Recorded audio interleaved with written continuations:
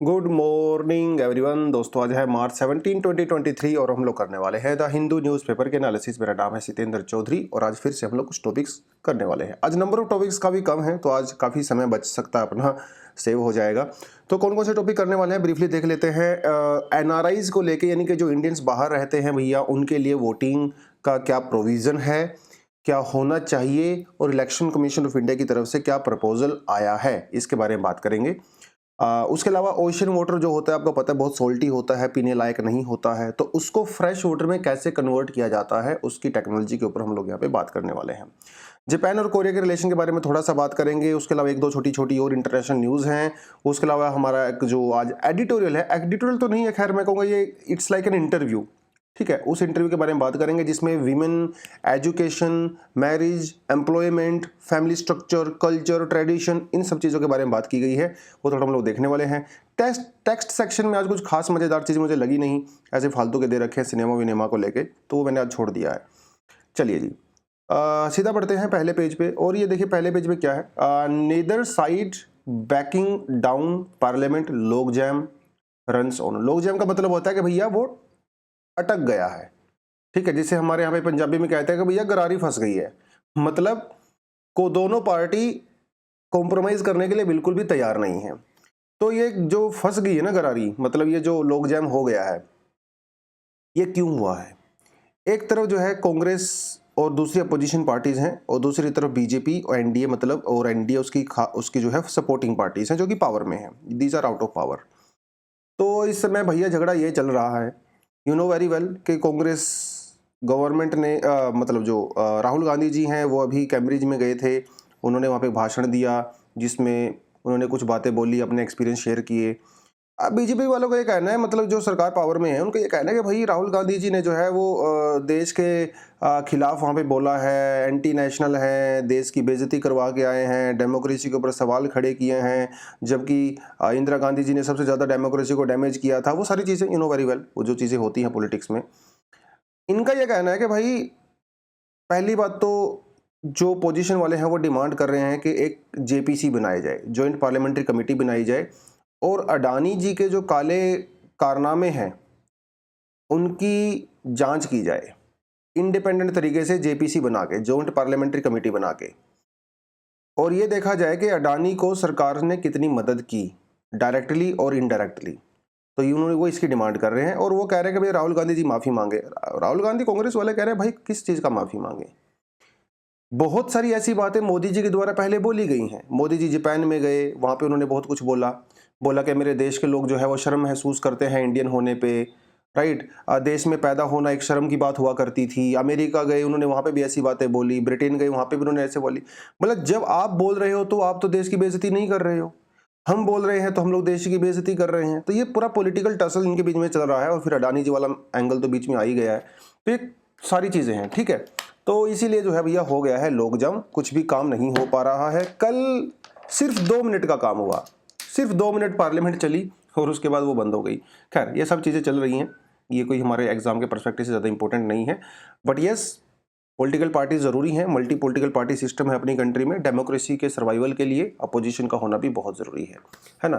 तो भाई जब तक सवाल खड़े नहीं करोगे तो फिर आप बैलेंस और चेक कैसे रखोगे? चलिए, तो पॉलिटी वाले सेक्शन से ही 2 क्वेश्चन हैं यहाँ पे आपके लिए। दोनों क्वेश्चन जो है 2021 में पूछे गए हैं, तो इंपॉर्टेंट क्वेश्चन है, तो आप थोड़ा इसको देख लीजिए। We adopted parliamentary democracy based on the British model, बिल्कुल सही बात है। But how does our model differ from the model? हमारा मॉडल ब्रिटिश वाले मॉडल से अलग कैसे है? ये क्वेश्चन आपको मेंस में भी पूछा जा सकता है। Same to same, same language, same question. We adopted parliamentary democracy based on the British model and how does our model differ from the model? उसमें आप क्या करोगे? इंट्रोडक्शन में पहले तो बताओगे पार्लियामेंट्री डेमोक्रेसी क्या होती है, ठीक है। तो ये आपको आपका इंट्रोडक्शन हो जाएगा। थोड़ा सा आपको उसका जो है, फिर आपको ब्रिटिश मॉडल से हम लोगों ने क्या क्या चीज़ें अडोप्ट की हैं, है ना, आप उसको वो बताओगे।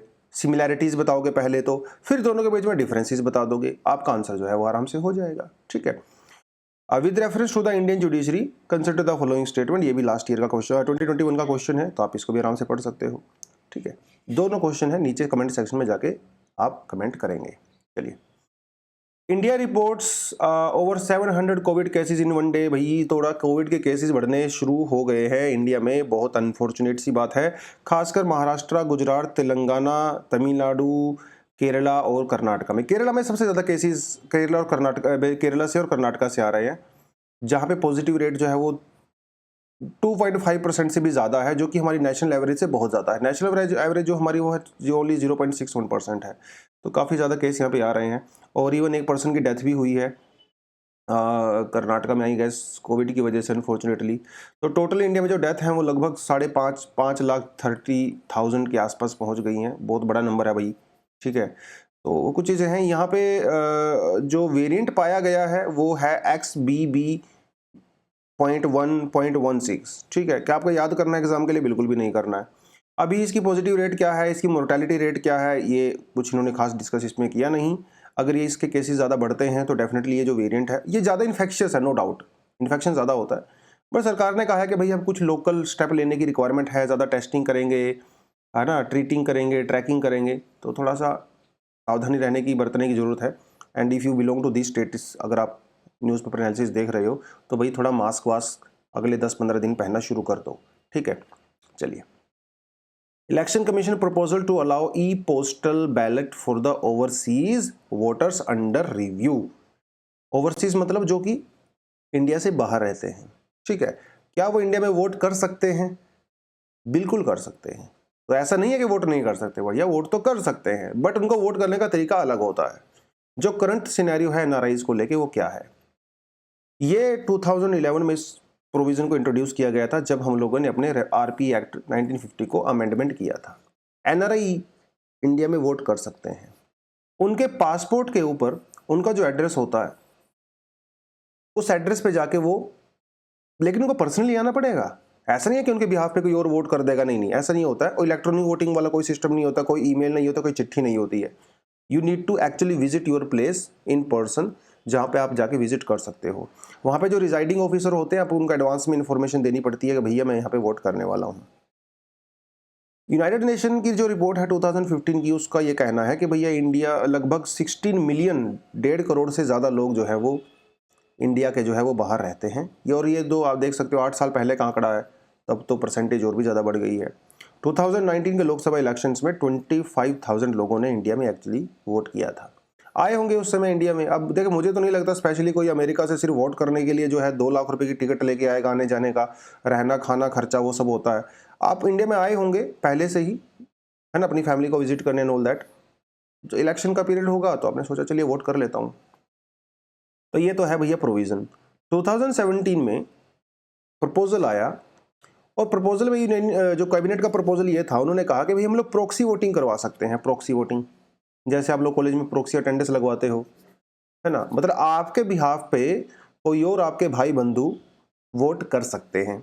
ये प्रपोजल आया था, लेकिन फिर इसको जो है हटा दिया गया। इलेक्शन कमीशन ऑफ इंडिया ने फिर प्रपोजल दिया कि भाई हम लोग पोस्टल वोटिंग करवा सकते हैं, चिट्ठी से वोटिंग करवा दीजिए, प्रॉक्सी वोटिंग की जगह चिट्ठी से करवा दो।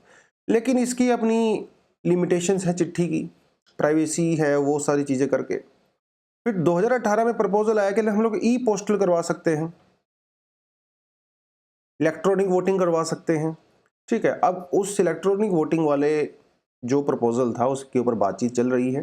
वो पूरा प्रपोजल जो है अंडर रिव्यू है, ठीक है। ये जो है लॉ मिनिस्टर जी ने अभी पार्लियामेंट के अंदर कहा है, ठीक है। तो ये बनता है पूरा मामला। चलिए, NIOT to set up green self-powered desalination plant in the Lakshadweep. NIOT का मतलब है जो national institute of ocean technology, और ये है ये आपका चेन्नई के अंदर, ठीक है। बात ये है कि हम लोग अभी लक्षद्वीप के अंदर सोल्ट मतलब ओशन जो वाटर है उसको प्योरीफाई करेंगे और उसको फ्रेश वाटर में कन्वर्ट करेंगे।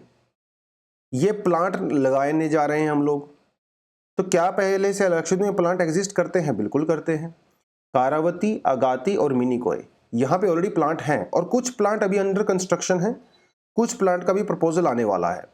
हर प्लांट जो है 1 लाख लीटर फ्रेश वाटर, पीने का पानी जो है वो डेली प्रोड्यूस करता है फ्रॉम द ओशन वाटर।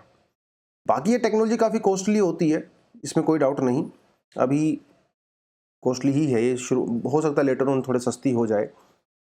बात ये है कि भाई ये जो प्लांट हैं लक्षद्वीप में, ये डीजल से चलते हैं भाई, ठीक है। पानी का आपको मिल जाता है पीने के लिए, लेकिन डीजल बहुत खर्चा होता है, और लक्षद्वीप में डीजल एक बहुत बड़ी बात है। तो वो आपको फिर इधर से मंगवाना पड़ता है, केरला से, महाराष्ट्र से, कर्नाटका से मंगवाना पड़ता है, उसमें और भी ज़्यादा खर्चा आता है। It's very very costly and it is not even environmental friendly. तो NIOT ने क्या कहा, उन्होंने कहा कि हम लोग टेक्नोलॉजी डेवलप करेंगे जिससे हम लोग ओशन वाटर से फ्रेश वाटर तो बनाएंगे ही बनाएंगे, साथ के साथ बिजली भी बनाएंगे, और वही बिजली उस प्लांट को रन करेगी। और ये दुनिया में अपने आप में पहला ऐसा डीसैलिनेशन प्लांट होगा जो अपनी बिजली खुद पैदा कर रहा है। तो it's a very new kind of technology जिसके ऊपर जो है they are working, NIOT is working, ठीक है। It is going to be free of emissions. तो ये उन्होंने बेसिकली यहाँ पे कहा है, ठीक है जी। ओशन वाटर से फ्रेश वाटर बनाने के लिए बच्चों जो टेक्नोलॉजी यूज होती है उसे कहा जाता है LTTD, मतलब लो टेम्परेचर थर्मल डीसैलिनेशन। हालांकि जो इंटरनेशनली जो सबसे ज़्यादा एक्सेप्टेड और यूज्ड जो टेक्नोलॉजी है वो होती है ऑस्मोसिस प्रोसेस, ठीक है। ऑस्मोसिस प्रोसेस का एक वर्जन हमारे जो घर में जो प्योरीफायर्स होते हैं, है ना, कैंट, RO वगैरह सब, वहाँ पे भी यूज़ होती है। RO का मतलब ही होता है रिवर्स ऑस्मोसिस। यही प्रोसेस यूज़ की जाती है ओशन वाटर से फ्रेश वाटर बनाने के लिए भी, बट हम यहाँ पे वो टेक्नोलॉजी का यूज़ नहीं करते हैं LTTD पे। बात यह है कि LTTD में हम लोग करते क्या है, जब हम लोग वाटर की बात करते हैं तो वाटर की कुछ प्रॉपर्टीज़ होती हैं। आपको पता है जब आप वाटर को गर्म करते हो, इवेपोरेट 100 डिग्री सेंटीग्रेड पे हमारा वाटर इवेपोरेट हो जाता है on room pressure. Atmospheric pressure जो होता है 100 डिग्री पे आप उसको गर्म करिए, वो इवेपोरेट हो जाता है, वो उबलने लगता है, इवेपोरेट हो जाता है उसके बाद। लेकिन वाटर की एक और कैरेक्टरिस्टिक्स ये होती है, अगर आप टेम्परेचर कम कर दें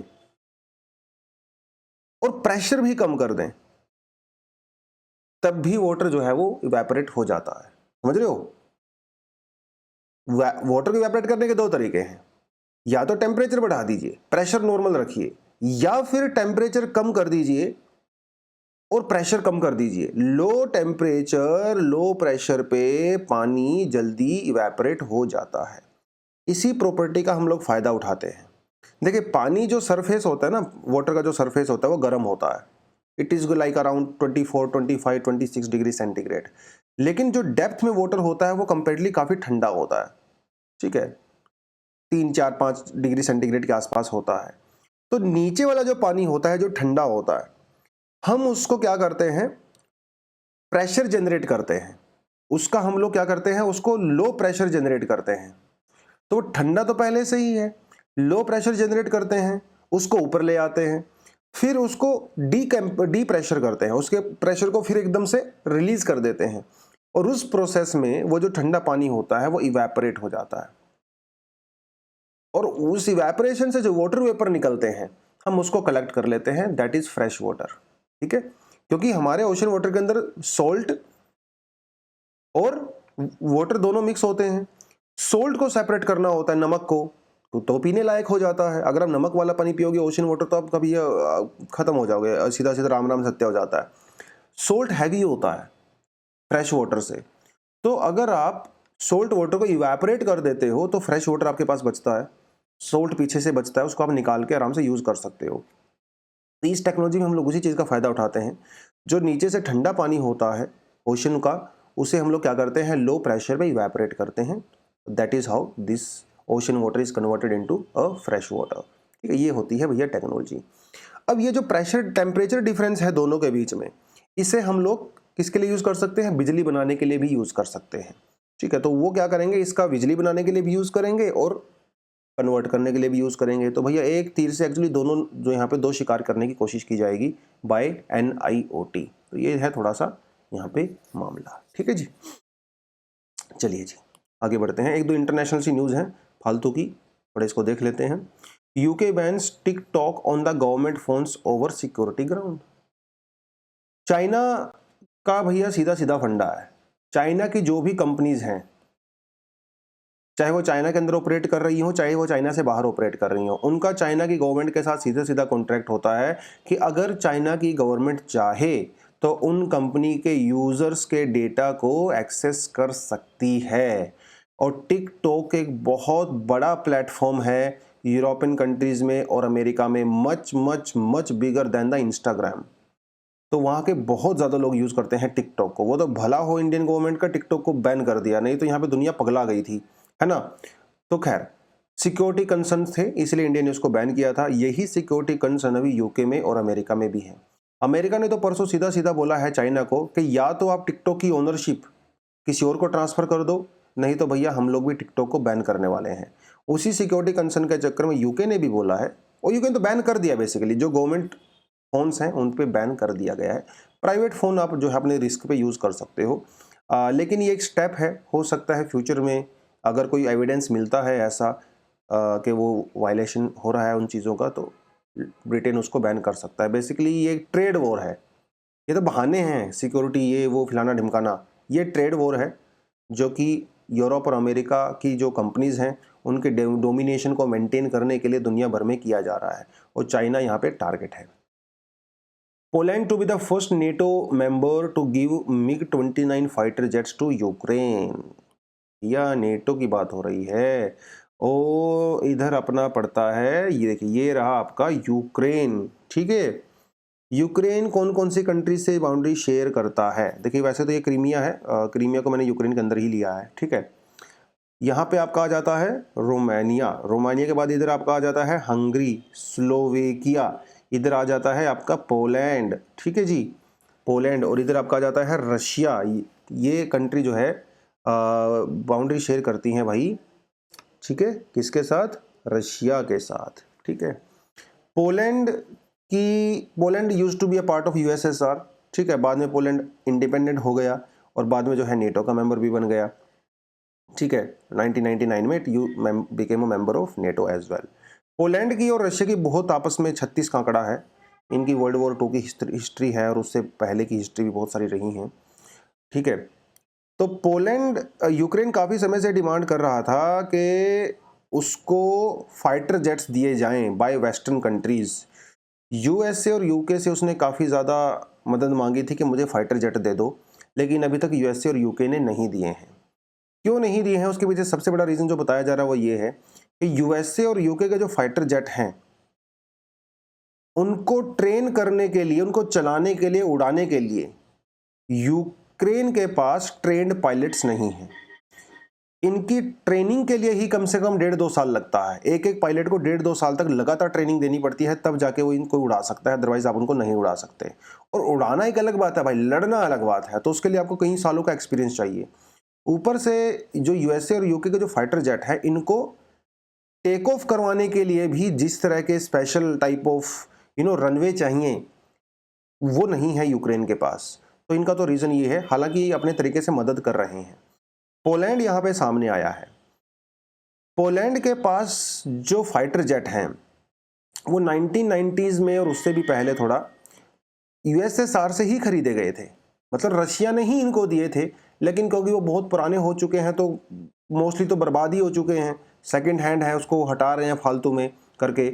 यूक्रेन के पास भी जो वेपन्स सिस्टम है वो भी मोस्टली यूएसएसआर का दिया हुआ है, पुराने वाला है, उसको लोग बेचारे यूज़ करते हैं। अब यूक्रेन वाले जहाज़ों के जो स्पेयर पार्ट्स होते हैं वो अभी भी यूरोप से ही आ रहे हैं, पोलैंड वगैरह से आ रहे हैं, क्योंकि उनके पास वो वेपन है, रशिया तो देगा नहीं। पोलैंड ऐसा कंट्री बन गया है पहला जिसने फाइटर जेट को देने का वादा किया है यूक्रेन को, और वो फाइटर जेट उसने पहले रशिया से ही खरीदे हुए थे। ठीक है, सुखोई जो है नाम है उनका, आपको अच्छे से पता होगा। ठीक है, इंडिया भी यूज़ करता है सुखोई को। तो ये जो है इस समय यहाँ पे मामला बन रहा है। अब ये बात कहाँ तक जाएगी, नहीं जाएगी, वो बड़ा इंटरेस्टिंग से रहने वाला है देखना। अब रशिया इसके ऊपर कैसे रिएक्ट करता है, क्योंकि इससे भी पहले अगर आप देखें नेदरलैंड ने और फिनलैंड ने ऑलरेडी प्रपोजल दिया था कि हम लोग यूक्रेन को फाइटर जेट दे सकते हैं बट कुछ कंट्रीज़ ने वो सब पसंद नहीं है एंड ऑल दैट, क्योंकि उनका लगता है भाई रशिया जो है इससे ज़्यादा बिगड़ जाएगी एंड ऑल दैट। बट वो सिर्फ चीज़ें यहाँ पे चल रही हैं इस समय यूरोप के अंदर। चलिए, overcoming a century of the difficult ties, Japan South Korea renew ties at the Tokyo summit. तो टोक्यो में समिट हुआ जिसमें कोरिया और जापान के जो लीडर्स हैं उन्होंने आपस में हाथ मिलाया, समोसा खाया, पानी पिया, चाय पी, और उन्होंने कहा कि भाई देखो जो हुआ सो हुआ, आगे से हम लोग दोस्त बन के रहेंगे। जापान और साउथ कोरिया के रिलेशन अच्छे नहीं हैं। इनकी एक बहुत लंबी हिस्ट्री है, कितने सारी लड़ाइयाँ इनमें हो चुकी हैं, काफ़ी बर्बाद हिस्ट्री रही है इनकी भी। तो साउथ कोरिया के लोग जापान वालों को कतई पसंद नहीं करते भाई, बिल्कुल भी। लेकिन अब आ गया बीच में नॉर्थ कोरिया, तो भाई दोनों को नॉर्थ कोरिया से डर है, तो इसलिए दोनों ने सोचा कि भाई आपस में झगड़ा बाद में निपटा लेंगे हम लोग, लेकिन पहले इस नॉर्थ कोरिया से टैकल करें, बेटर रहेगा। आप लोकेशन देख सकते हो, इधर जो है साउथ कोरिया है और इधर आपका आ जाता है जापान, ठीक है। यहाँ पे आ जाता है क्यूशू, शिंकोकू, होन्शू और होक्काइडो, ये 4 सबसे बड़े आइलैंड होते हैं जापान के अंदर। ये बीच में आ जाती है स्टेट जिसे हम लोग जो है कोरियन स्टेट कहते हैं। This is Sea of Japan, this is Pacific Ocean, यहाँ पे आ जाता है आपका ईस्ट चाइना सी। तो थोड़ा लोकेशन आपको पता होना चाहिए। इधर आप देखेंगे ऊपर जो है ये आपका जाता है रशिया, मतलब रशिया भी बाउंड्री शेयर करता है नॉर्थ कोरिया के साथ, ठीक है। ध्यान रखना आपने, रशिया नॉर्थ कोरिया के साथ हल्की सी बाउंड्री शेयर करता है। हालांकि ये जो टेरिटरी है ये क्लेम की जाती है चाइना के द्वारा, बट चाइना तो बहुत कुछ क्लेम करता है भाई, है ना। तो इनकी बहुत एक हिस्ट्री रही है ज़बरदस्त। 7th सेंचुरी से ही, मतलब सोच के देखिए कितने साल हो गए हैं भाई, 1400 साल से दोनों ही आपस में लड़ रहे हैं, हजारों लड़ाइयाँ इनके बीच में हो चुकी हैं, ठीक है। जापान ने बार बार जो है साउथ कोरिया के ऊपर अटैक किया। पहले तो नॉर्थ कोरिया साउथ कोरिया एक ही हुआ करते थे, है ना। 1910 में जापान वालों ने फाइनली कोरिया को अनेक्स कर लिया, इसके ऊपर कब्जा कर लिया। फिर बाद में 1930s में कुछ ऐसा घटा वहां पे जिसमें प्रॉब्लम क्रिएट हो गई। हजारों लाखों की संख्या में वीमेन को कोरियन वीमेन को जापानीज सोल्जर्स के पास भेजा जाता था एज अ सेक्स स्लेव। जो मिलिट्री ब्रोथल्स होते थे वहां पे कोरियन वीमेन को भेजा जाता था, उन्हें कहा जाता था कंफर्ट वुमेन। ये जो कंफर्ट वीमेन वाला कॉन्सेप्ट है, सेक्स स्लेव्स वाला कॉन्सेप्ट है, आज भी कोरिया वालों के दिमाग में बसा हुआ है, जनरेशन टू जनरेशन उनके दिमाग से नहीं निकल रहा है। तो ये हुआ था जापान वाला केस, ठीक है। फिर 1945 में हालांकि जापान का जो रूल है कोरिया के ऊपर वो खत्म हो गया था because of the nuclear weapon and end of the second world war, but अभी भी उनके बीच में वो इश्यूज चलते हैं। बाद में 1960s में अमेरिका के बोलने पे जापान ने कुछ पैसा वैसा तो दिया था साउथ कोरिया को एज अ कंपनसेशन के तौर पे, लेकिन फिर भी यार जो इमोशनल चीज़ें होती हैं वो पैसे से थोड़ी ना कवर की जा सकती हैं। तो वो यहाँ पे जो एंगल बना है। 2018 में भी एक साउथ कोरिया के टॉप को सुप्रीम कोर्ट ने 3 जापानीज फर्म थी जो कि फोर्स लेबर यूज़ किया करते थे। जापान वाले कोरियन जो मैन होते थे, हेल्दी मैन, उनको as a force labour use किया करते थे। तो उन कंपनीज को जो है कंपनसेशन देने की बात कही थी। 2019 में जस्ट कोविड से पहले इनके बीच में काफ़ी इश्यूज हो गए थे और कोरिया में लोग जो है जापानीज सामान का बाइकआउट कर रहे थे, जापानीज गाड़ियों को तोड़ रहे थे। इवन 2021 में अभी लास्ट ईयर जापान ने कई सारे केमिकल्स को कोरिया को भेजने से भी मना कर दिया था। ये वो केमिकल हैं जो कि सेमीकंडक्टर चिप बनाने में यूज़ होते हैं, तो वो सब कुछ जो है वहाँ पे चल रहा था। लेकिन यार अमेरिका कह रहा है भाई देखो यार आपस में मत लड़ो, ठीक है, हमें we have bigger fish to fry. China भी तो है ना यहाँ पे, तो इसको भी देखो यार, नॉर्थ कोरिया को भी देखो, आपस में झगड़ते रहोगे तो कैसे काम चलेगा। तो यूएसए क्योंकि दोनों का खास मित्र है, ठीक है, तो ऐसा लोग बोलते हैं दोस्त का दोस्त, बट ऐसा एक्चुअल में होता नहीं, कई बार दोस्त का दोस्त नहीं होता है। तो यूएसए का साथ दोनों का अच्छी बनती है एंड ऑल दैट। तो अभी इन्होंने कहा है कि चलो ठीक है, पुराने जो गम है थोड़ा भुलाने की कोशिश करेंगे और आगे कुछ अच्छा करने की कोशिश करेंगे, वो इन्होंने बोला है। Tested but the tried, this force could be in distress. ये एक छोटा सा आर्टिकल है जो कि है तो एडिटोरियल, जो कि केवी मधुसूदन जी ने लिखा है और ये फॉर्मर इंस्पेक्टर जनरल रहे हैं north eastern sector of the central reserve police force, CRPF के। तो काफ़ी अच्छा एक्सपीरियंस रहा है इनको, अपनी जॉब इन्होंने किया है एंड ऑल दैट। तो इन्होंने ये लिखा है, सीआरपीएफ के बारे में ही लिखा है। देखिए सीआरपीएफ ना एक हमारी रिजर्व पुलिस फोर्स है। आर्मी अलग होती है ना, एयर फोर्स, नेवी, मिलिट्री वो अलग होती है, ये अलग होते हैं। ये देश के अंदर रह के काम करते हैं। मिलिट्री जो है वो हमारी बॉर्डर पे जो है काम करती है, right. It's a part of police, it's not a part of army. तो इन्होंने जो है कुछ एग्जांपल्स दिए इन्होंने, जैसे पुलवामा का एग्जांपल दिया जो 2019 में अटैक हुआ था। उसके अलावा हमारे जो आर्म्ड फोर्सेज हैं सीआरपीएफ, ठीक है, इनके ऊपर भी जो है नक्सलाइट अटैक हुए। 2010 में इतना बड़ा अटैक हुआ भैया, उसमें 76 सीआरपीएफ जवान मारे गए थे। नक्सलाइट अटैक हुआ था दंतेवाड़ा डिस्ट्रिक्ट जो छत्तीसगढ़ है। तो that was the deadliest attack till now on the forces.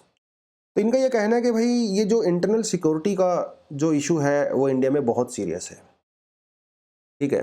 हालांकि इन्होंने ये भी माना है कि हल्का सा इंप्रूवमेंट हुआ है, लेकिन वो नॉर्थ ईस्ट इंडिया में हुआ है सिक्योरिटी कंसर्न को लेके। आज भी नक्सलाइट लेफ्ट विंग जो एक्सट्रीमिज्म एरिया है उसके अंदर कोई भी सुधार नहीं हुआ है।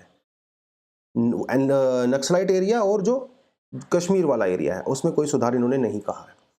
सरकार क्या करने की कोशिश कर रही है? सरकार जो है इंडियन आर्मी को डिप्लॉय करने की कोशिश कर रही है नक्सलाइट एरियाज के अंदर, which is a very bad sign. क्योंकि जब आप आर्मी को अपने देश में ही डिप्लॉय करते हो इंटरनली, तो इससे इंटरनेशनल मार्केट में और इंटरनेशनल मीडिया में भाई बहुत परेशानी आपको झेलनी पड़ सकती है। तो इट्स बेटर कि आप सीआरपीएफ को ही इन्वॉल्व करके रखें, आप आर्मी को इन्वॉल्व वहां पे ना करें। क्योंकि एक तो सीआरपीएफ के पास भैया इतने सालों का एक्सपीरियंस भी है लेफ्ट विंग से लड़ने का, है ना, आर्मी के पास तो नहीं है। ये तो इन्होंने यहाँ पे कहा है। अब इन्होंने कहा कि सीआरपीएफ जो हम लोग डिप्लॉय करते हैं, there are lot of issues. सबसे बड़ा इशू यहाँ पे आता है ट्रेनिंग वाला। सीआरपीएफ के जवानों को ट्रेनिंग प्रॉपर तरीके से प्रोवाइड नहीं की जाती है। जो नए हथियार, नए वेपन्स, नई टेक्नोलॉजी डेवलप की जाती हैं उसके लिए प्रॉपर ट्रेनिंग नहीं है। जब प्रॉपर ट्रेनिंग नहीं होती है तो फिर बाद में वो जो कमी होती है वो आपको ग्राउंड के ऊपर भी नज़र आती है। तो एक तो इन्होंने भैया ये कहा, ठीक है। दूसरा इन्होंने ये कहा कि सीआरपीएफ के अंदर क्योंकि वैकेंसीज बहुत ज़्यादा हैं, जो मैन पावर की कमी है, जिसकी वजह से उनके ऊपर अननेसेसरी प्रेशर पड़ता है। लंबे लंबे आवर्स के लिए उनको ड्यूटी करनी पड़ती है, सुविधाएं उनको मिलती नहीं हैं, जिसकी वजह से उनका मोरल डाउन आता है और सीआरपीएफ वगैरह में हमारे बहुत सारे सुसाइड के केस भी बढ़ रहे हैं। एक इन्होंने ये कहा। दूसरा इन्होंने ये कहा कि भाई हमें पैरिटी की ज़रूरत है। पैरिटी मतलब इक्वालिटी की ज़रूरत है। आर्मी को आप इतनी सारी सुविधाएं देते हो, है ना, आप आर्मी को जो है ओल्ड एज पेंशन स्कीम के तहत पेंशन देते हो। आर्म्ड फोर्सेस को जो है भाई आप कैंटीन की फैसिलिटी देते हो। आर्म्ड फोर्सेस वाले को कितनी फैसिलिटी मिलती है, जबकि पैरामिलिट्री फोर्सेस को इनमें से कोई खास बेनिफिट नहीं मिलता है। जबकि रिस्क दोनों में सेम ही है, मान के चलिए।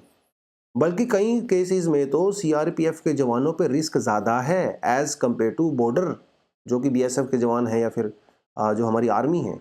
बिकॉज आर्मी तो एक्टिवली वॉर नहीं कर रही है, लेकिन सीआरपीएफ तो एक्टिवली एक तरह से वॉर ही कर रही हैं। तो इन्होंने कहा कि दोनों को पैरिटी की ज़रूरत है।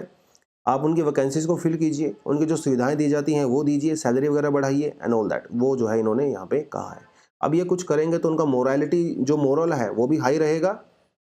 और हाउस द जोश, जोश तो तभी हाई रहेगा जब आप उनको सुविधाएं दोगे। तो ये इन्होंने यहाँ पे कहा है। चलिए, are educated women likely to marry later. देखिए वैसे तो कोई बड़ा सवाल नहीं है, हम सबको पता है कि जो पढ़ी लिखी वीमेन होती हैं या ऐसे परिवार जो अपनी लड़कियों को पढ़ाते हैं उनकी शादी लेट होती है। एक तो शादी लेट होने का सीधा सीधा रीज़न ये है कि भाई जब आप पढ़ाई करते हो, आपने +2 किया, ग्रेजुएशन किया, मास्टर्स किया, तो आपकी ऑलरेडी जो है एज 25-26 हो चुकी होती है। तो उस केस में अगर उम्र में आप शादी करते हो 26-27 में, तो ऑलरेडी लेट है एज कम्पेयर टू दोज जो गर्ल्स नहीं पढ़ती हैं। तो जो लड़कियां नहीं पढ़ती हैं तो 15, 16, 17 साल, 18 साल की उम्र में शादी कर देते हैं घर वाले। ये तो ऑब्वियस सी बात है, हम लोग सोसाइटी में देखते ही हैं, कोई ऐसी नई चीज़ नहीं है ये जिसके ऊपर हम लोग ज़्यादा डिस्कस करने वाले हैं। It's a practical thing. But experts क्या कहते हैं इन चीज़ों के बारे में, क्या सोचते हैं? तो मैरी ई जॉन जी एक फॉर्मल प्रोफेसर रही हैं child marriage in international frame में, और एक फेमिनिस्ट रिव्यू फॉर इंडिया है। उसके बाद राजनी पादरीवाला जी हैं, ये भी एक फॉर्मर प्रोफेसर रही हैं दिल्ली यूनिवर्सिटी में। तो इनका इंटरव्यू है बेसिकली ये, और इस इंटरव्यू में जो इन्होंने कई सारी बातें यहाँ पे बोली हैं क्वेश्चन आंसर की फॉर्मेट में। तो मैंने भी जो आर्टिकल को थोड़ा सा क्वेश्चन आंसर की फॉर्मेट में ही डाल दिया आपके लिए। Does education or wealth play a greater role in determining when a girls get married? Wealth और एजुकेशन, क्या इसकी वजह से लड़कियों की मैरिज लेट होती है? ऐसा इन्होंने इसके बारे में आंसर क्या दिया। इनका कहना है कि देखो भाई, wealthier people are no longer marrying their daughter early. It no longer works for their marriage market.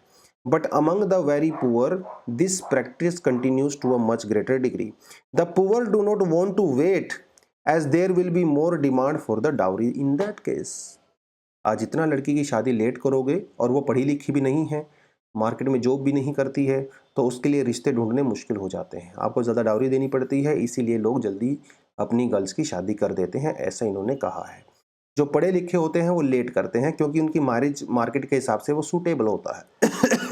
कई सारे रीजन इन्होंने यहाँ पे बताए हैं कि भाई जब आप लड़की के एजुकेशन पे खर्चा करते हो तो इट्स लाइक एन इन्वेस्टमेंट, ठीक है, तो वो इन्वेस्टमेंट भी पूरी होनी चाहिए। जब लड़की एजुकेटेड होती है, जॉब करती है, तो उसको एक अच्छा हस्बैंड मिलने के चांसेस ज़्यादा होते हैं। हालांकि डोरी आपको वहाँ पे देनी पड़ती है ज़्यादा, बट कम से कम you can get a better family. तो कुछ रीज़न इन्होंने यहाँ पे ये बताए हैं। Why do the rich to have a greater need to exit control over the young? अब ऐसा कई लोग मानते हैं कि जो रिच लोग होते हैं अपने बच्चों को ज़्यादा फ्रीडम देते हैं, जाओ बेटा जहाँ मर्जी शादी करो, हमें कोई दिक्कत नहीं है, खुले विचारों के हैं। बट इनका ऐसा है नहीं। पुअर के कंपैरिजन में इवन रिच लोग अपने बच्चों को ज़्यादा कंट्रोल करते हैं, specially in terms of marriage. For the wealthy their perception of the self status and the place is more important. मतलब जो सेल्फ स्टेटस होता है, जो समाज में जगह होती है, उनका जो मॉनेटरी डोमिनेंस होता है, वो रिच लोगों के लिए ज़्यादा इंपॉर्टेंट है रादर देन पुअर लोग। तो रिच लोग ये इंश्योर करते हैं कि उनके बच्चे ऐसी फैमिली में जाएं जो कि वही कास्ट से बिलोंग करती हो और उसी तरह के फैमिली स्टेटस से साथ बिलोंग करती हो, तो ज़्यादा कंट्रोल करते हैं। खासकर if daughters make a wrong marriage, their place in the community gets question, क्योंकि वो लोग अपनी इस इमेज के लिए ज़्यादा सेंसिटिव होते हैं। तो बाई चांस अगर उनकी लड़कियां गलत जगह पे शादी कर लेती हैं उनकी मर्जी के अगेंस्ट में, तो उनके स्टेटस के अगेंस्ट में चला जाता है। तो those people are actually more sensitive for their status, ठीक है। और उसके बाद assets, family lineage, land over control वगैरह वो सब तो ऑफकोर्स होता ही है। कई जगह पे जो है कास्ट भी बहुत इंपॉर्टेंट रोल प्ले करता है। जैसे गुज्जर हालांकि इकोनॉमिकली काफ़ी बेटर पोजीशन में हैं as a group, but Gujjar में लड़कियों की शादी जल्दी हो जाती है। वो लोग क्या करते हैं, लड़की की शादी जल्दी ही करवा लेते हैं, इवन उसके एजुकेशन कंप्लीट होने से पहले ही। शादी करने के बाद वो लड़की जो है अपनी एजुकेशन को कंटिन्यू कर सकती है, लेकिन शादी जल्दी होती है, ठीक है। They can have their own reasons. What does the marriage play in India? Marriage का इंडिया में क्या रोल है भैया, ये कोई बताने की आपको जरूरत नहीं है, ठीक है। फैमिली रिस्पॉन्सिबिलिटी वो क्योंकि गर्ल्स के ऊपर ही होती हैं, तो पेरेंट्स जो है अपने बॉयज़ को चाहते हैं कि जल्दी शादी करें, लड़की फैमिली रिस्पॉन्सिबिलिटी ले। लड़की के जो पेरेंट्स होते हैं वो भी यही सोचते हैं कि हमारी लड़की को फैमिली रिस्पॉन्सिबिलिटी लेनी है। लड़की जब अनमैरिड होती है तब भी लेती है और मैरिड होती है तब भी लेती है, तो ये एक रीज़न, बहुत बड़ा रीज़न है। Marriage is a women's primary economic security. अब एक लड़की है, वो जॉब करती है तो ठीक है, लेकिन अगर वो जॉब नहीं भी करती, उसके लिए जो इकोनॉमिक सिक्योरिटी है वो क्या है, मैरिज है। बिकॉज वो मैरिज उसकी हो जाती है, हस्बैंड के पास चली जाती है, हस्बैंड टेक केयर करता है फैमिली का, उसका और हर किसी का। तो एक इसीलिए भी मैरिज जो है लड़कियों के लिए कंपलसरी है ज़्यादा। बॉयज़ ने तो करनी होती है, लेकिन गर्ल्स के लिए और भी ज़्यादा कंपलसरी है because of the economic security, specially if she is not doing the job. Social respect मिलता है अगर आप शादी करती हो, क्योंकि मैरिज एक यूनिवर्सल कॉन्सेप्ट है इंडिया में, तो सोशल रिस्पेक्ट आपको मिलता है। फैमिली एक्सटेंशन होती है, आपका वंश आगे बढ़ता है भाई, आपका वो सब चीज़ें करके हैं। सेक्सुअल रिस्पेक्टिबिलिटी एज वेल, क्योंकि हमारे जिस तरह की सोसाइटी है, कॉम्प्लेक्स और कंजर्वेटिव सोसाइटी है, यहाँ पे मैरिज से पहले सेक्सुअल रिलेशन बनाना इज़ नॉट एक्सेप्टेबल। तो if you want to like a sexual respectability also, तो you need to get married and then you can have physical relation with your husband, वो चलता है, वो that is accepted of course, ठीक है। तो ये कुछ जो है यहाँ पे रोल है। मैं women having child without marriage, अब बहुत बड़ा टैबू है भाई हमारी जैसी सोसाइटी में, शादी से पहले बच्चा होना, आपको मैरिज, आपको समाज बेदखल ही कर देता है, आउटकास्ट कर देगा, ठीक है। आप चाहे जैसी मर्जी सोसाइटी में रहें, कोई फर्क नहीं पड़ता। If you are married and if you have a child, and if you do not know who, मतलब अगर बच्चे को नहीं पता उसका फादर कौन है, सपोज डिवोर्स वगैरह एक अलग बात है, बट कुंवारी लड़की का बच्चा अगर हो जाता है, उसको खुद रेज कर रही है, it is still a very big question mark in the society, है ना। ये सारी चीज़ें इसलिए शादी जरूरी है, ऐसा इन्होंने यहाँ पे कहा है। What are the some advantages that the family see in getting women married earlier instead of the educating them further? क्या भैया लड़कियों की जल्दी शादी करने से क्या बेनिफिट होता है रादर देन उनको एजुकेशन देने का, ऐसा कुछ लोग क्यों मानते हैं, उनको क्यों लगता है कि एडवांटेजियस है। उनके ये कहा कि भाई देखो, जब लड़कियां कम उम्र की होती हैं, ठीक है, तो वो अपनी फैमिली के ऊपर इमोशनली और इकोनॉमिकली डिपेंड करती हैं। यस, इनका यह कहना है कि जब लड़कियां बड़ी हो जाती हैं, जब वो पैसा कमाने लगती हैं, तो और जब से वो घर से बाहर रहने लगती हैं जॉब करने के लिए, तो इमोशनली और इकोनॉमिकली वो उतना डिपेंडेंट नहीं रहती हैं। तो जब वो यंग एज की होती हैं तो उनके पेरेंट्स उनके ऊपर अपनी मर्जी चला सकते हैं, और पेरेंट्स को भी ये बात पता है, तो इसीलिए उनका यंग एज में शादी करना जो है चाहते हैं, क्योंकि लड़की उस समय अपोज नहीं करती, out of respect, out of dependency, ठीक है। The more educated a girl, the more the boy has to be educated too and higher the dowry, ठीक है। लड़की जितना एजुकेटेड होगी, पढ़ेगी लिखेगी, जॉब करेगी, उसके हिसाब से उसको लड़का भी चाहिए, और जब लड़का उस स्टेटस का होगा तो आपको ज़्यादा डाउरी पे करनी पड़ेगी। ये भी रीज़न होते हैं भी छोटी उम्र में शादी कर दी जाती है। Also there is a responsibility of protecting her sexuality before marriage. ये भी एक बहुत बड़ा रीज़न है। इंडिया में बहुत लोग ऐसा डर लगता है कि अगर लड़की को बाहर पढ़ने भेजेंगे, उसकी उम्र हो जाएगी, वो बाहर जाके बॉयफ्रेंड बना लेगी, वो सेक्सुअल रिलेशनशिप के अंदर एंगेज होगी, तो इट्स बेटर कि आप जल्दी पहले ही कर दो, उसकी सेक्सुअलिटी को कंट्रोल कर लो, ठीक है। ऐसा भी बहुत सारी फैमिलीज़ में, कम्युनिटीज़ में माना जाता है। After marriage the girl goes to live to her husband family, so why spend on the education. क्यों भाई खर्चा करें एजुकेशन पे, जब उसको बाहर जाके अपने हस्बैंड के साथ ही रहना है। तो ऐसा भी बहुत सारी फैमिली मानती हैं। इन सब रीज़न की वजह से एजुकेशन के कंपैरिजन में जल्दी मैरिज करने को प्रेफरेंस दी जाती है by many families, according to this article. Women are increasingly getting access to education. Does this result in the more empowerment? Does they have the more choice work rather than the get married? इन्होंने कहा कि भाई जब लड़कियां education ज़्यादा हो जाती है तो वो ज़्यादा एम्पावरमेंट होती है क्या उनकी? इन्होंने कहा ऐसा कुछ नहीं है। इंडिया में जो विमेन पार्टिसिपेशन है दैट इज़ ओनली 25%, ठीक है। कुछ खास कम्युनिटीज़ के अंदर हो सकता है जो विमेन बहुत वेल पेड ऑफ हैं, अपना बहुत अच्छा करियर एस्टेब्लिश कर रही हैं, बट अगर आप ओवरऑल देखें इंडिया में बहुत पढ़ी लिखी लड़कियां, high proportion of the educated girl are actually unemployed women. तो सिर्फ 25% वीमेन पार्टिसिपेशन है यहाँ पे। उसमें अनएजुकेटेड लड़कियां बहुत सारी ऐसी हैं जो घर पे ही बैठी हुई हैं, ठीक है, जिनको काम या तो मिल नहीं रहा है या फिर उनकी फैमिली उनको अलाउ नहीं करती है, ठीक है। ये इन्होंने कहा, तो एम्पावरमेंट का कोई खास रोल यहाँ पे है नहीं। दोज हु डू एंटर से the corporate sector is unsafe. जो लड़कियां इवन जॉब कर भी रही हैं कॉर्पोरेट सेक्टर में या किसी और सेक्टर में, वहाँ पे माहौल ही सेफ नहीं है, तो अल्टीमेटली फिर वो भी जॉब अपना छोड़ ही देती हैं, या फिर कल को शादी वगैरह कुछ हो गया या मैरिज हो गई, बच्चे हो गए एंड ऑल दैट, है ना। और they are unable to combine domestic expectations with the demand of the work place. आपका काम भी करना है, डोमेस्टिक एक्सपेक्टेशंस भी फुलफिल करनी है, तो ये दिक्कत है। तो if you were to assume that the higher age of the marriage would automatically lead to the more empowerment, more autonomy, more freedom, we are making a mistake. अगर हमें ये लगता है कि लड़की की अगर आप लेट शादी करोगे उससे वो एम्पावर्ड होगी, उसको ज़्यादा ऑटोनॉमी मिलेगी, ज़्यादा फ्रीडम मिलेगी, तो भैया इट्स अ मिस्टेक। ऐसा कुछ नहीं है according to these two women जिसका हम लोग इंटरव्यू कर रहे हैं। यस, कुछ केस ऐसे हो सकते हैं डेफिनेटली, लेकिन on an average this is a mistake. What are the reasons for the family supporting a woman to get education and get a job rather than getting married? What are the perceived advantage? कुछ family में yes education को preference दी जाती है, लड़कियां पढ़ाई करती हैं, वो जॉब करती हैं। वो फैमिली जैसा क्यों करवाती हैं, वो अपनी लड़कियों की शादी जल्दी क्यों नहीं कर रही हैं? इन्होंने कहा उसके भी बहुत सारे रीजन हो सकते हैं। बिकॉज दे आर अर्निंग, तो भैया अपनी डाउरी के लिए खुद ही पैसे इकट्ठा कर लेती हैं, एक ये रीज़न हो सकता है। दूसरा रीज़न ये हो सकता है कि उस फैमिली में और जो दूसरे बच्चे होते हैं, छोटे भाई बहन होते हैं उसके, तो उनकी एजुकेशन को सपोर्ट कर सकती है अगर वो अर्निंग कर रही है, ठीक है। उसके भाई हैं, बहनें हैं उनको, तो ये भी एक बड़ा रीज़न है, हो सकता है और होता भी होगा। Generally boys with the professional job and the good education will want a wife who wants. अगर आपको कोई अच्छा हस्बैंड, अगर आप अपनी लड़की के लिए अच्छा हस्बैंड एक्सपेक्ट करते हो, तो फिर आप अपनी लड़की को एजुकेशन देनी पड़ेगी, क्योंकि बहुत पढ़ा लिखा या गवर्नमेंट जॉब में या अच्छी जॉब में लड़का तो एक अनएजुकेटेड लड़के के साथ शादी नहीं करेगा जिसने 8वीं 10वीं तक पढ़ाई किया होगा। तो ये अच्छे हस्बैंड ढूंढने के लिए भी you need to get education, ऐसा भी कुछ फैमिली का मानना हो सकता है। That also becomes a reason to delay the marriage. They think the daughter will have a better marriage then, वो मैंने आपको बता ही दिया। Women in SC ST and OBC community get married when they are far younger. तो SC ST और OBC communities में देखा गया है कि लड़कियों की शादी बहुत जल्दी करा दी जाती है। उसका रीज़न क्या हो सकता है?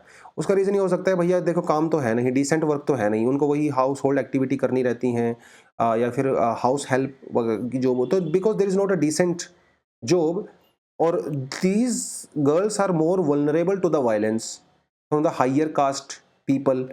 तो वो ज़्यादा वल्नरेबल होती हैं, तो इसलिए उनकी शादी जल्दी करा दी जाती है। तो marriage is considered some sort of protection for these girls, ठीक है, ऐसा उन्होंने यहाँ पे कहा है।